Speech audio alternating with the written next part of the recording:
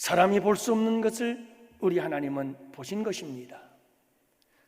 쓰레기와 같은 마른 뼈 속에 위대한 하나님의 군사를 보신 거죠. 여러분, 하나님께서 우리를 바라보실 때 이렇게 바라보고 있다는 사실을 아시나요? 우리는 스스로 나를 마른 뼈와 같다고 생각하곤 합니다. 내 스스로를 참 비천하다고 생각합니다. 나 자신을 쓰레기와 같은 존재라고 생각할 때가 있지요. 난 정말 이 세상에 쓸모없는 자야 라고 생각하기도 합니다. 그러나 여러분, 절대로 하나님은 그렇게 생각하지 않습니다. 비록 우리가 그와 같은 모습일지라도 그 속에서 하나님은 위대한 작품을 보십니다. 위대한 군대를 보시는 것입니다. 사랑하는 성도 여러분, 우리 주변에도 혹 우리가 볼 때에 쓸모없어 보이는 쓰레기 같은 그런 사람들이 있을 수 있습니다. 그러나 하나님이 보시기에는, 우리가 보기에는 쓸모없어 보이지만 하나님이 보시기에는 앞으로 놀라운 일을 행할 보배로운 존귀한 보물인 줄을 믿으시기 바랍니다. 여러분, 오늘 우리는 이 에스겔서 37장 본문의 말씀을 가지고 하나님께서 마른 뼈를 어떻게 대하시는지, 마른 뼈와 같은 이스라엘 백성들을 하나님은 어떻게 다루시는지를 함께 살펴보면서 은혜를 나누고자 합니다. 그래, 오늘은 제목을 마른 뼈를 사랑하시는 하나님. 여러분, 이 하나님을 만나서 오늘도 마른 뼈와 같은 우리의 영이 살아나고 거룩한 하나님의 군대가 되어지는 귀한 축복의 시간이 되시기를 주님의 이름으로 축복합니다. 먼저 하나님은 마른 뼈를 사랑합니다. 하나님은 마른 뼈를 사랑합니다. 그래서 여러분, 오늘 말씀해 보면 하나님은 에스겔을 데리고 골짜기로 가셨습니다. 그 골짜기에는 해골이 가득 찼습니다. 1절과 2절 말씀, 나를 그 뼈 사방으로 지나게 하시기로 본즉 그 골짜기 지면에 뼈가 심이 많고 아주 말랐더라. 하나님은 에스겔을 화려한 왕궁으로, 궁전으로 데려간 것이 아니라 골짜기로 데리고 가십니다. 뼈가 가득한 골짜기였습니다. 거기서 에스겔로 하여금 마른 뼈를 보게 하셨습니다. 왜요? 왜 하나님은 에스겔을 마른 뼈들이 있는 골짜기로 데리고 간 걸까요? 모든 사람들이 꺼려하는 그곳, 모든 사람들이 가기를 싫어하는 그곳, 마른 뼈들이 있는 해골의 골짜기. 하나님께서 에스겔을 그곳으로 이끌어간 것은 하나님께서 해골들을, 마른 뼈들을 사랑하셨기 때문입니다. 이 뼈들은 포로로 끌려간 이스라엘 백성들을 가리키고 있는데요, 하나님은 마른 뼈와 같은 이스라엘 백성들을 사랑하셨던 것입니다. 여러분, 마른 뼈를 사랑한 하나님의 사랑은 이렇게 나타납니다. 먼저는 하나님의 사랑은 마른 뼈에 관심을 가지심으로 나타나기 시작합니다. 하나님께서 에스겔을 이끌고 에스겔 골짜기, 해골 골짜기, 마른 뼈들이 있는 그 골짜기로 가셨습니다. 그 골짜기는 산과 산 사이에 있는 가장 낮은 곳이죠. 그것은 어둡고 침침하고 죽음의 그늘이 드리워진 곳입니다. 절망의 골짜기요, 사망의 골짜기요, 낙심과 절망의 골짜기고 실패의 골짜기입니다. 하나님이 왜 이 골짜기로 에스겔을 데리고 갔을까? 관심이 있었기 때문입니다. 하나님은 아무 쓸데도 없는 마른 뼈와 같은 이스라엘 백성들에게 관심을 가지고 있었던 것입니다.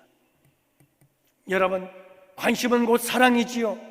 관심을 가졌기에 우리 주님은 에스겔과 함께 이 마른 뼈들이 쌓여있는 해골 골짜기를 찾아오게 된 것입니다. 관심이 있는 곳에 우리는 가게 되어 있습니다. 주님은 이 해골 골짜기에 사랑을 가지고 관심을 가지고 찾아오셨습니다. 찾아오셨습니다. 마치 우리 예수님께서 산 넘고 물 건너 한 마리의 잃어버린 양을 찾아 나섰던 것처럼 우리 하나님께서도 여러분 이렇게 관심을 가지고 사랑의 마음으로 해골 골짜기를 찾아오신 겁니다. 여러분, 하나님은 버림받은 사람들, 쓰레기처럼 취급받는 사람들, 소외된 사람들, 잊혀진 사람들, 여러분 그들을 관심을 갖고 바라보시며 하나님의 시선은 그들을 향하고 있다는 사실을 잊지 마시기를 바랍니다. 그들에게 관심을 갖고 그들을 바라보고 계시기에 우리 주님은 발걸음을 옮겨 그들을 찾아가십니다. 골짜기에 있는 인생은 메마른 인생이요, 황폐하고 생기가 없는 인생이지요, 풍성함이 없는 핍절한 인생입니다. 소망이 없어 스스로는 설 수 없는 그런 인생이지요. 누군가가 찾아가 일으켜주지 않으면 설 수 없는 깊은 좌절의 골짜기에서 허덕이는 인생들, 이런 인생들에게 하나님의 눈길은 머물고 있고 하나님은 관심을 갖고 계시며 하나님은 그들을 향하여 발걸음을 옮긴다는 사실을 잊지 마시기를 바랍니다. 하나님은 관심의 사랑으로 찾아오십니다. 마른 뼈들에게. 또한 여러분, 하나님은 그 사랑에 어떻게 우리에게 나타내느냐? 마른 뼈들에게 꿈을 가지심으로 주님의 사랑을 우리에게 보여주십니다. 하나님은 마른 뼈를 사랑했어요. 그래서 하나님께서 마른 뼈를 바라보시자 마른 뼈를 바라보시는 우리의 주님의 눈이, 시선이, 마음이 달라집니다. 여러분, 사랑의 마음을 가지고 사랑스러운 눈길로 바라보기 시작하면 상대방이 다르게 보이기 시작합니다. 좋은 것들만 보이기 시작합니다. 사랑의 눈으로 바라보면 시각이 바뀝니다. 사랑하면 남이 보지 못하는 것을 보기 시작하는 것입니다. 그래서 여러분, 남녀 젊은이들이 서로 사랑을 하게 되면 아무리 부모님은 못마땅해서 반대를 하도 죽으면 죽었지 헤어질 수 없다고 몸부림치는 이유는 한번 사랑에 빠지면 모든 게 좋은 겁니다. 남들이 보지 못하는 것이 보이는 겁니다. 내게는 좋은 것만이 보일 뿐이지요. 여러분, 미워하면 좋은 것이 하나도 보이질 않습니다. 눈이 다쳐버려요. 아무것도 좋은 것은 보이질 않는 겁니다. 그러나 여러분, 사랑하면 좋은 것만 보이게 되어 있습니다. 우리 주님께서 에스겔 골짜기 마른 뼈들, 다른 사람들이 볼 때는 아무런 소망도 없지만 우리 주님이 사랑의 눈으로 바라보니까, 우리 주님이 사랑하는 마음으로 바라보니까, 사랑의 눈길로 바라보니까 여러분, 마른 뼈들 속에 놀라운 비전이 있더라는 겁니다. 그래서 오늘 말씀 속에 3절 말씀해 보면 그가 내게 이르시되 인자야 이 뼈들이 능히 살겠느냐? 라고 주님은 묻습니다. 우리 하나님께서는 지금 이 물음 속에서 마른 뼈들을 향하여 꿈을 갖고 있음을 보게 되어집니다. 비전이 있음을 보게 되어집니다. 사랑의 눈으로 바라볼 때 이 마른 뼈들에 대한 하나님이 꿈꾸고 있는 그 꿈이 있었습니다. 그것은 바로 마른 뼈가 살아나는 겁니다. 여러분이 마른 뼈, 절망적인 이 뼈들이 살아나는 꿈을 우리 주님은 가지고 계셨습니다. 왜냐하면 사랑하기 때문입니다. 사랑하는 성도 여러분, 비록 우리가 마른 뼈와 같은 존재일지라도 하나님은 우리에게 꿈을 포기하지 않으십니다. 우리에게 꿈을 갖고 계십니다. 비록 우리가 이 세상을 살면서 마른 뼈와 같은 존재가 될 때가 있습니다.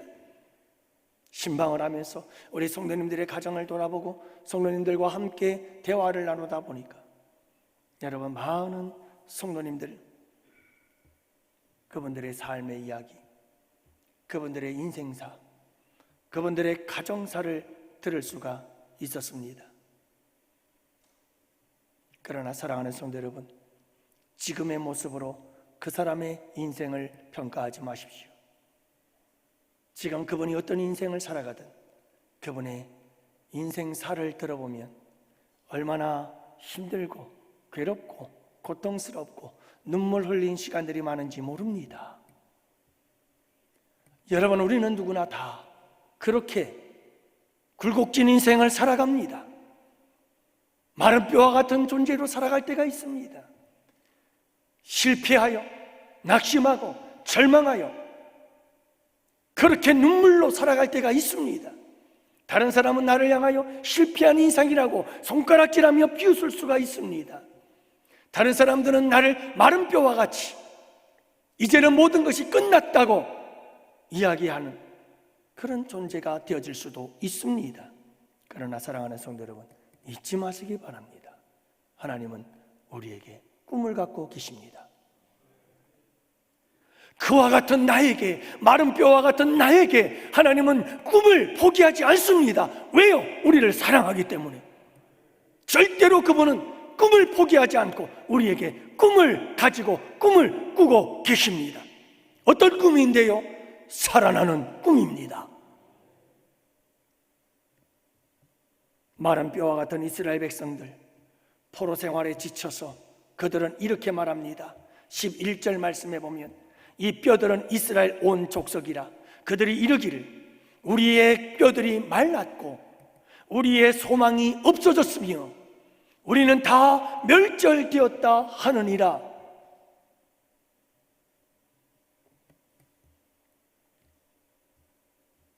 사랑하는 성도 여러분, 우리 주님께서 마른 뼈들을 향해서 이와 같이 명령하시고 이렇게 말씀하시는 이유가 이스라엘 백성들에게 스스로 좌절하고 낙심하고 절망하고 있기 때문에 그렇습니다. 이스라엘 백성들을 보세요. 완전히 마른 뼈와 같습니다. 뭐라고요? 스스로 말하기를 나의 뼈는 말랐고 나는 소망이 없고 그리고 우리는 다 멸절되었나이다. 여러분, 이렇게 절망적인 이스라엘 백성들을 향해서 하나님은 꿈을 가지고 계셨습니다. 여러분, 잊지 마세요. 우리가 아무리 보잘것없고 쓸모없는 마른 뼈와 같은 인생을 살아간다 할지라도, 이 해골 골짜기를 지나간다 할지라도 하나님은 절대로 우리에게 꿈을 포기하지 않으시고 꿈을 꾸십니다. 우리가 다시 살아나는 꿈입니다. 우리가 다시 한번 거룩한 역사를 이루는 꿈을 꾸신다는 사실입니다. 사랑하는 성도 여러분, 세 번째로 우리 주님께서 우리에게 사랑을 베푸시는데 어떤 방법으로 사랑을 주시느냐 하면 바로 소망을 주심으로 우리를 사랑하시는 그 사랑하심을 나타내십니다. 여러분, 우리 하나님께서 우리를 사랑하셔서 우리에게 관심을 갖고 찾아오십니다. 관심을 갖고 찾아오셔서 우리에게 꿈을 심어줍니다. 우리를 위해 꿈을 꾸십니다. 그리고 그 하나님은 우리를 사랑하셔서 마른 뼈와 같은 우리에게 소망을 심어주십니다. 12절 13절 말씀에 보면 그러므로 너는 대언하여 그들에게 이르기를 주 여호와께서 말씀해 내 백성들아 내가 너희 무덤을 열고 너희로 거기서 나오게 하고 이스라엘 땅으로 들어가게 하리라. 하나님께서 소망의 메시지를 던지는 겁니다. 마른 뼈인 이스라엘 백성들을 향해서 하나님은 소망을 주십니다. 이게 마른 뼈를 사랑하시는 하나님의 사랑인 것을 사랑하는 성도 여러분, 잊지 마시기를 바랍니다. 포로가 되어 절망하고 낙심하고 있는 이스라엘 백성들, 그들에게 주님은 너희들은 다시 살아날 것이고 너희들은 다시 고국으로 돌아가게 될 것이다 소망을 주시는 주님, 마른 뼈에게 찾아와 마른 뼈들에게 소망을 주시고 희망을 주시는 우리 주님을 만나게 되어집니다. 사랑하는 성도 여러분들이요, 잊지 마시기를 바랍니다. 하나님은 마른 뼈를 사랑하십니다. 마른 뼈에게 관심을 가지십니다. 마른 뼈에게 꿈을 갖고 계십니다. 마른 뼈에게도 소망을 주십니다. 이게 하나님의 사랑이십니다. 여러분들, 이 사랑을 잊지 마세요. 마른 뼈를 사랑하신 하나님의 사랑을.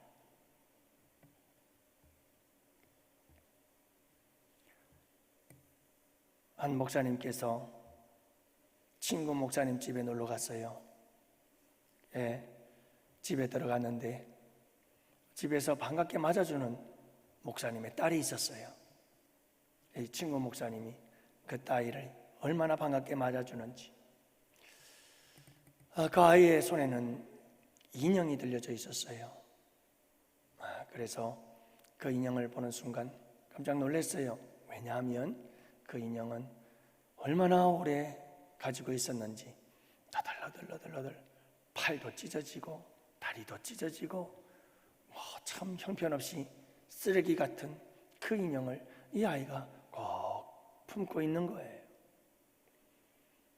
그래서 목사님과 이야기를 나누고 차를 마시며 대화를 나누면서도 얼핏 들여다보니까 방 안에서 놀고 있는 이 어린 아이가 계속 그 인형을 품고 놀고 있어요. 이상했어요. 그래서 이 친구 목사님이 놀고 있는 그 어린 아이에게 다가가서 물었어요. 얘야, 여기 보니까 참 좋은 인형들, 이쁜 인형들 너무 많은데 너 왜 이 인형을 그렇게 좋아하는 거니? 하고 물었어요. 그랬더니 이 꼬마가 하는 말에 이 목사님은 너무 감동을 받았어요. 목사님, 이 인형은 내가 사랑해주지 않으면 아무도 사랑할 사람이 없어요.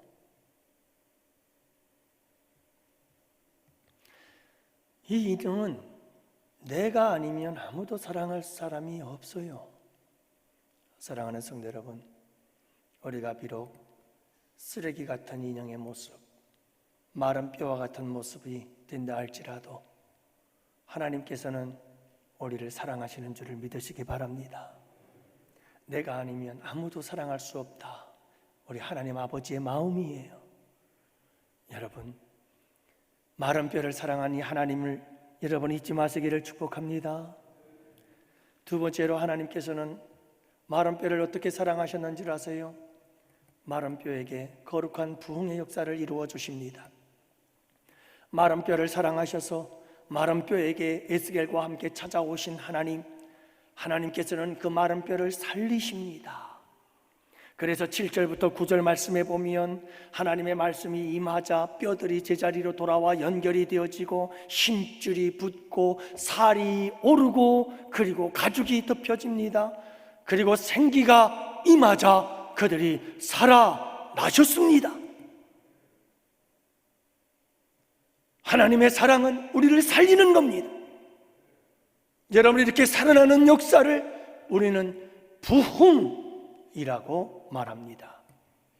여러분, 리바이벌, 부흥이란 곧 재생이라는 말입니다. 다시 살아난다는 겁니다. 다시 회복된다는 겁니다. 부흥은 다시 사는 겁니다. 다시 회복하는 겁니다. 마른 뼈들이 다시 살아나는 겁니다. 마른 뼈들이 다시 회복되는 겁니다. 이게 부흥입니다. 사랑하는 성도 여러분, 하나님의 사랑은 이 부흥의 역사를 통해서 나타나게 되는 줄을 믿으시기 바랍니다. 마른 뼈들에게 찾아와서 마른 뼈들을 살리시는 역사, 부흥의 역사를 이루시는 분, 이것이 하나님의 사랑인 겁니다. 하나님의 사랑은 이렇게 나타나지요. 먼저는 하나님의 사랑은 사람을 통해서 나타납니다. 부흥의 역사는 사람을 통해서 일어납니다.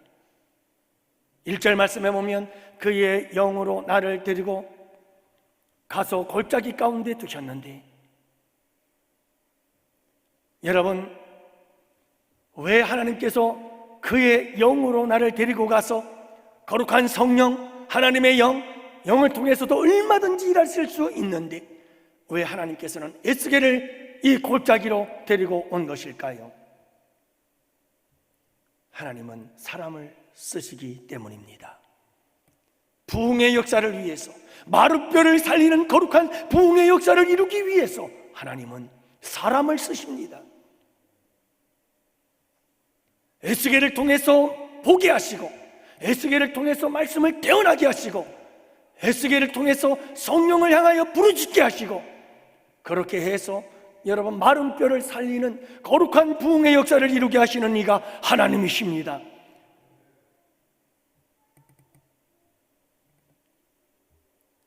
사랑하는 성도 여러분, 하나님은 지금도 일하실 사람들을 찾고 계십니다. 내가 누구를 보내면 누가 나를 위하여 갈고, 하나님은 지금 거룩한 부흥을 위해서 일할 사람을 찾고 계시는 겁니다. 하나님은 다윗을 향하여 이렇게 말씀하셨죠. 사도행전에 보면 다윗은 내 마음에 합한 자라, 내가 그를 통해서 나의 모든 뜻을 이루리라. 하나님은 마음에 합한 자를 찾고 계십니다. 하나님의 뜻을 이루기 위해서, 거룩한 부흥의 역사를 이루기 위해서, 마른 뼈들을 살리는 그 역사를 위해서 하나님은 찾고 계시는 겁니다. 내가 여기 있나이다 하는 자를 찾고 있습니다. 주님의 마음에 합한 자를 찾고 있는 겁니다. 왜요? 하나님은 사람을 통해서 부흥의 역사를 이루시니까요. 하나님이 부르실 때 주님 내가 여기 있습니다, 나를 써주소서 할 수 있는 우리 양원의 성도들이 꼭 되시기를 축복합니다. 우리 양원의 성도들이 주님 나를 이 거룩한 부흥의 도구로 써주세요 라고 고백할 때에 여러분 우리 기관들이, 우리 부서가, 여러분 구석구석 우리 양원의 성도들이 살아나고 다시 재생하여 회복되고 거룩한 하나님의 군대가 되는 역사가 일어나기를 주님의 이름으로 축복합니다. 하나님은 이와 같은 부흥의 역사를 이루고 싶어 찾고 계십니다.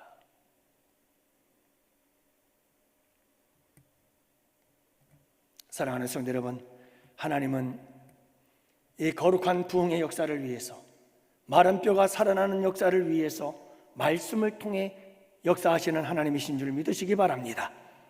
오늘 말씀에 보면 끊임없이 반복되는 단어들이 있습니다. 너는 뼈들에게 대언하여 이르기를 마른 뼈들아 여호와의 말씀을 들어라.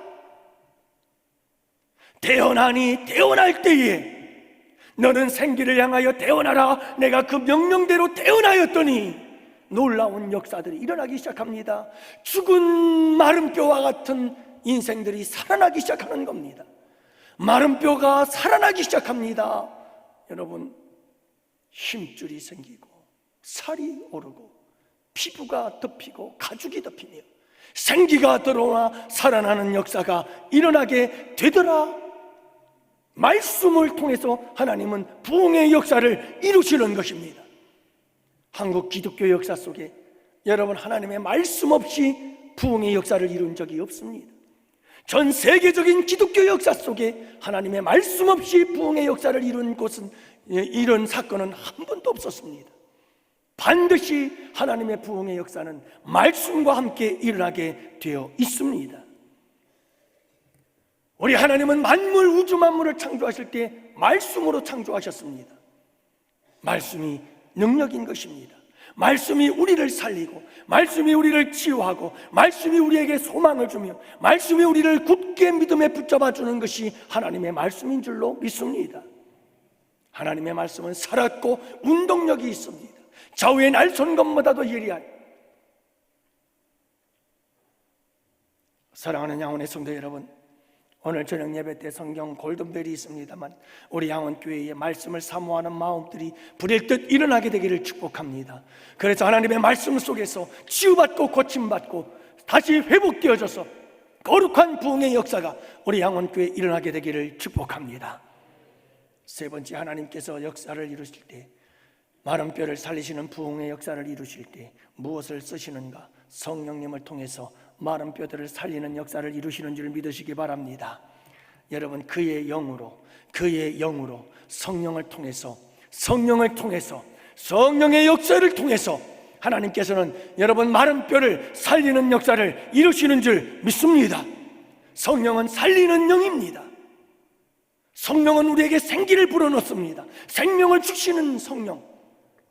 성령이 아니고는 예수를 구주로 영접할 수 없고 예수 그리스도를 통한 새 생명을 얻을 길이 없습니다. 성령님이 주셔야 우리는 새 생명을 얻습니다. 그분은 살리는 영이시기 때문에 우리는 이미 죽었습니다. 내 스스로는 살 수 없는 존재. 성령께서 우리에게 생기를 불어넣어야 마른 뼈들이 살아나는 역사가 일어나게 되는 줄 믿습니다. 그래서 여러분, 성령의 사람은 살리는 사람입니다.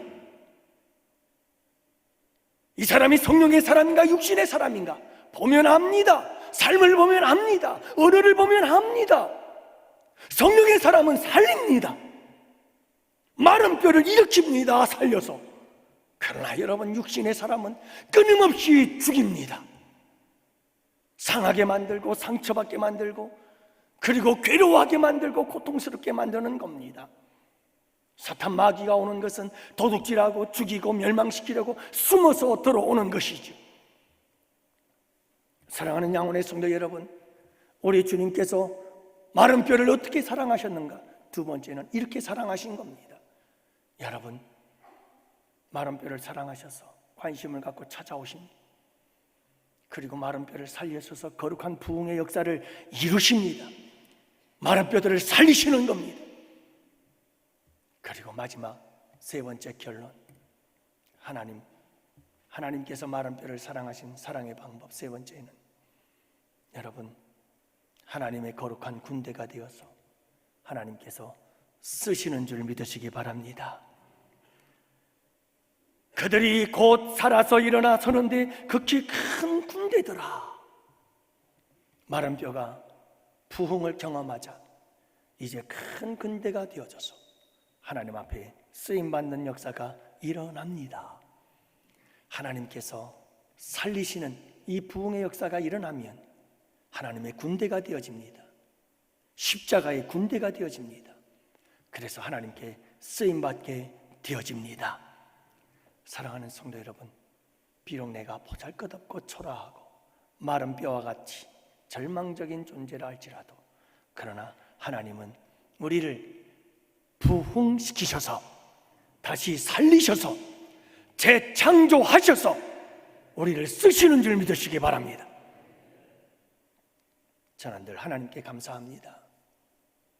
서해 제북단 조그마한 섬, 거기서 콜리게 소년으로 모래사장에서 뛰놀던 참 보잘것없는 나, 아버지도 일찍 돌아가시고 홀어머니와 함께 사는 참 보잘것없는 나,